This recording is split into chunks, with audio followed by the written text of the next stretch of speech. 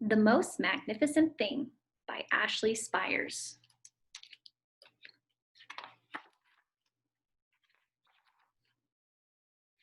Illustrated and written by Ashley Spires. This is a regular girl and her best friend in the whole wide world. They do all kinds of things together. They race, they eat, they explore, they relax. She makes things. He unmakes things. One day, the girl has a wonderful idea. She is going to make the most magnificent thing.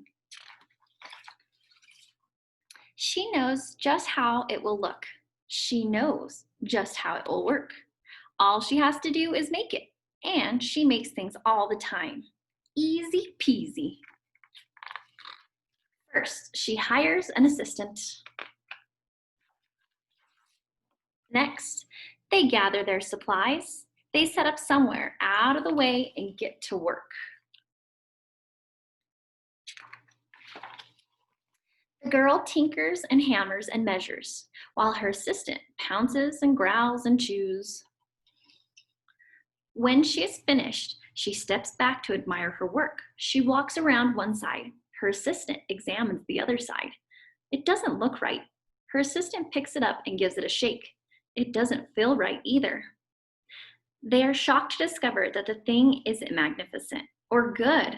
It isn't even kind of sort of okay. It is all wrong. The girl tosses it aside and gives it another go. She smooths and wrenches and fiddles. Her assistant circles and tugs and wags. When she is finished, she stands up and takes a long look at it. Her assistant gives it a nudge with his paw. The thing is still wrong. She decides to try it again. The girl saws and glues and adjusts. She stands and examines and stares. She twists and tweaks and fastens. She fixes and straightens and studies. She tries all different ways to make it better. She makes it square. She makes it round. She gives it legs. She adds antennae. She makes it fuzzy. She makes it long, short, rough, smooth, big, small. One even smells of stinky cheese, but none of them are magnificent.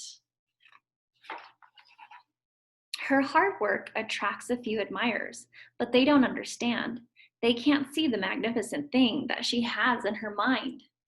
She gets mad.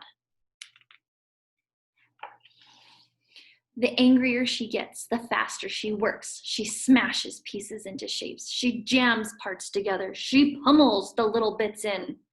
Her hands feel too big to work, and her brain is too full of all the not right things.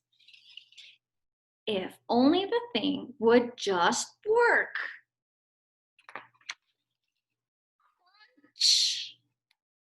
The pain starts in her finger. It rushes up to her brain, and she explodes. It is not her finest moment. I'm not good at this. I quit. Her assistant suggests a walk. It's not much help at first, but before long, she starts to feel different. Bit by bit, the mad gets pushed out of her head.